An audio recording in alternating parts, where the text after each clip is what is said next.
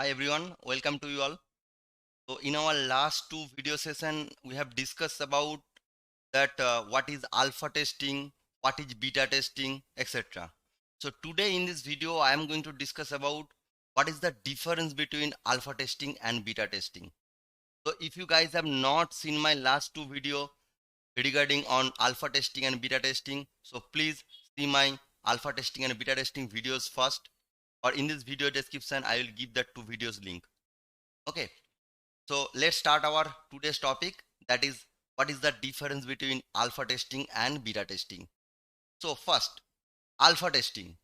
Basically, alpha testing is performed by a team of highly skilled testers who are usually the internal employee of the organization. And on the other hand, beta testing is performed by the client end or end user in a real-time environment. So basically, beta testing is done by whoever, who are not in the employee of the organization.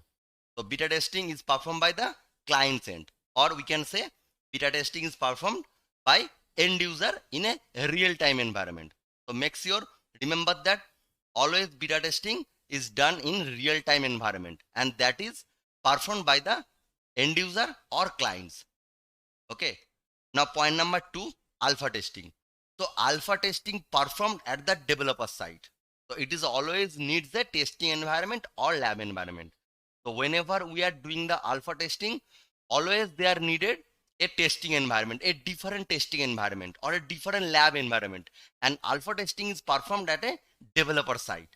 And on the other hand, beta testing doesn't need any lab environment or any testing environment. So basically it is performed at the client location, or we can say at the end user location. So for the beta testing, we don't need any type of lab environment or we don't need any type of testing environment. So basically beta testing is performed at the client's location. Okay. Now point number three, alpha testing. So in the alpha testing, we use white box and black box testing technique. So both black box testing technique and white box testing technique we need to use on the alpha testing.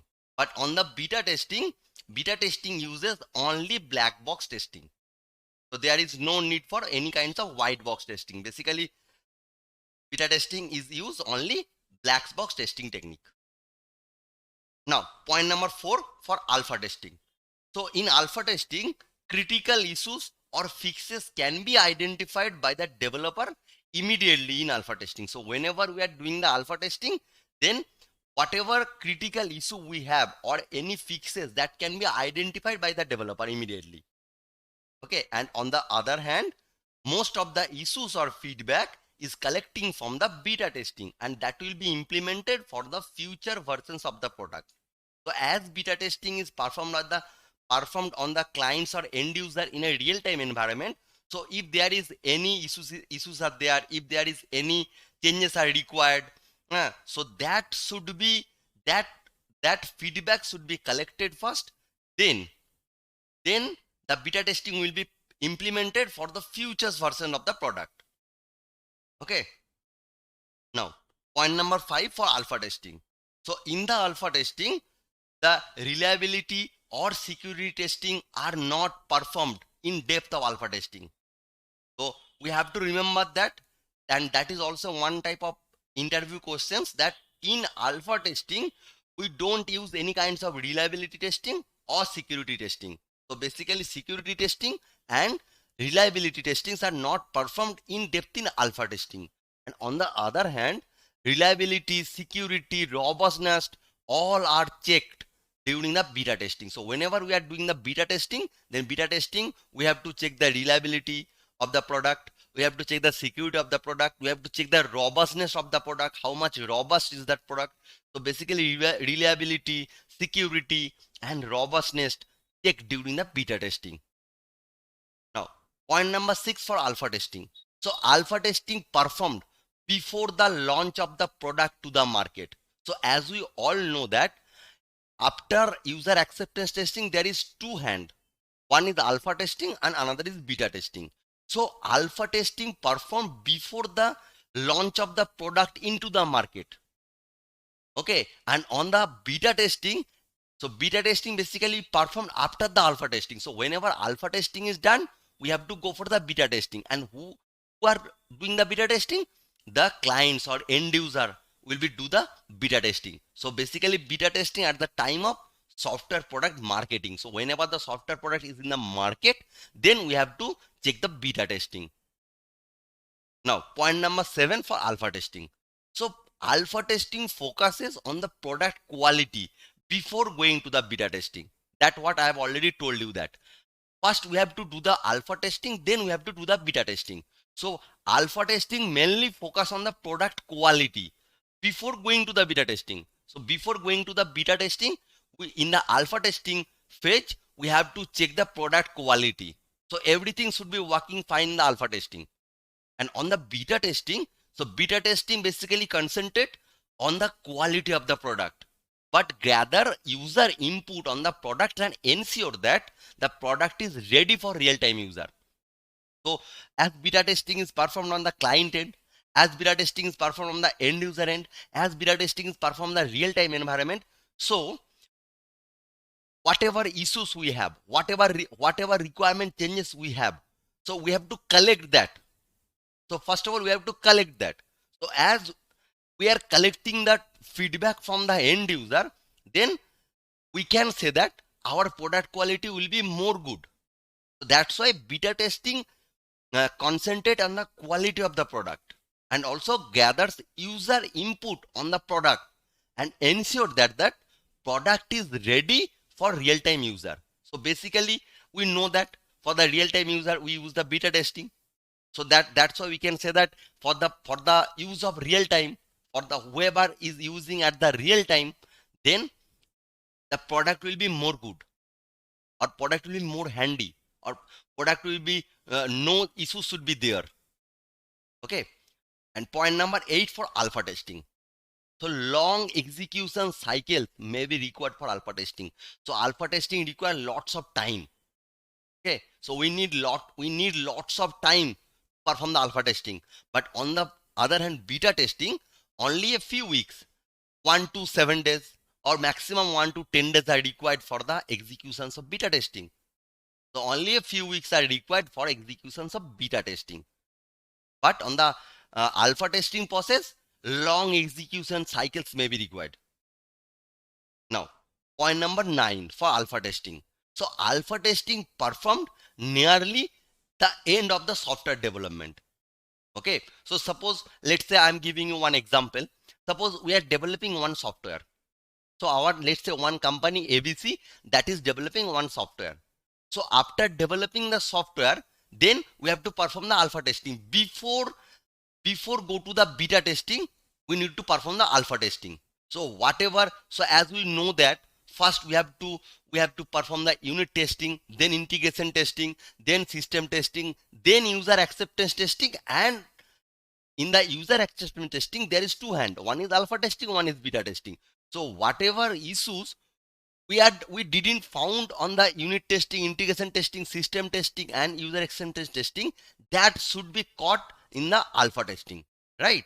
So alpha testing performed nearly at the end of the software development. But on the beta testing is the final test before shipping product to the customer. So whenever we are uploading our software to the real world, so after that, as I have already discussed on the beta testing, some beta versions should be released. It may be some internal, it may be some external, it may be the end user end.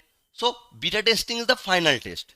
So after beta testing, we can assure that yes, our software product quality is good and our software product is issue free, bug free, right? So beta testing is the final test before shipping a product to the customer. Now, point number 10 for alpha testing. So alpha testing is conducting in the presence of developer and the absence of end user, because there is no presence of end user. So end user are not going to test the alpha testing. So who will perform the beta testing? So beta testing is conducting in the presence of developer. So there is no involvement of end user. But on the beta testing, So beta testing is conducting in the absence of developer and the presence of end user. So beta testing, we know that beta testing is performed by the end user. So that's why we don't know, there is no testing environment for our internal team, for our internal organization, or our in-house developer or tester. So it is conducting in the absence of developers and the presence of end user. Okay. And point number 11. So what alpha testing, what alpha testing? So alpha testing answer the question. So what question is alpha testing answer, giving answer? So alpha testing answer the question, does the product work? Because we are testing in our in-house developer, our in-house tester are testing the software application. So after testing the application, we can say that does the product work? So that is the basic fund of alpha testing. So alpha testing answer the question that does the product work? But on the other hand, beta testing, so beta testing answer the question, do customer like the product? Because beta testing, who perform the beta testing? End user, customer are performing the beta testing. So after uploading the software or after uploading the product to the customer, then if customer found any kinds of blocker, that means it's a bad impact for our company, it's a bad impression for our organization. So that's why beta testing answer the question, so do customer like the product? If the customer like the product, then beta testing is pass, right? So alpha testing answer the question, does the product work? And on the other hand, beta testing answer the question, do customer like the product? So that are the important difference between alpha testing and beta testing. And guys, make sure this is the one of the biggest interview questions. So if you are a freshers or if you are going for interview as a 2 years of experience, doesn't matter, maximum time most of the interviewer will ask you that, can you please give me some point of difference between alpha testing and beta testing? And make sure that is the biggest interview question. Okay, so these are the 11 points, so you have to remember that. And that is the, I mean, final conclusion. Okay, so these are the important difference between alpha testing and beta testing. So this is for today's sessions. So if you guys have any doubt, so please comment me. If you guys like my video, one thumbs up and subscribe to my channel EduPaat. So see you in the next videos with some another important topic of software testing. Thank you.